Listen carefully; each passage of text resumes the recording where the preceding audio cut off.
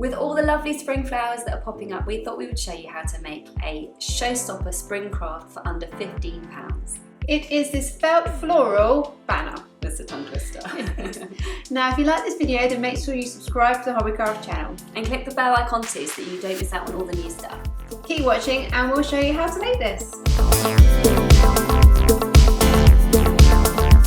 To make this, all you will need is a selection of felt in pastel colours, PVA glue, some matching wool and a piece of dowel. Start by gluing 2 pieces of blue felt together along the long edges to make one large piece for the banner.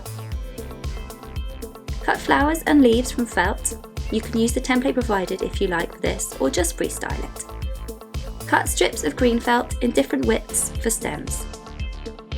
Arrange the felt pieces onto the banner and play around with how it looks. Once you're happy, you can start to glue the pieces down. Start with some stems and leaves, then add the flowers.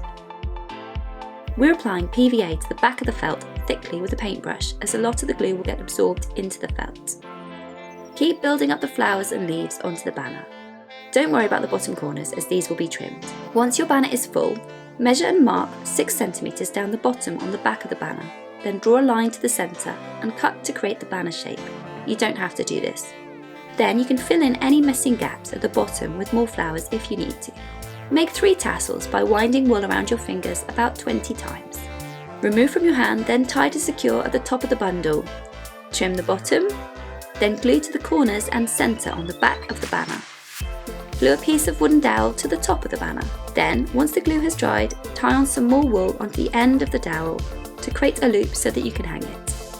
Lovely. So there we go, how to make a lovely floral banner. And this looks really lovely hanging up on a bedroom wall or at all.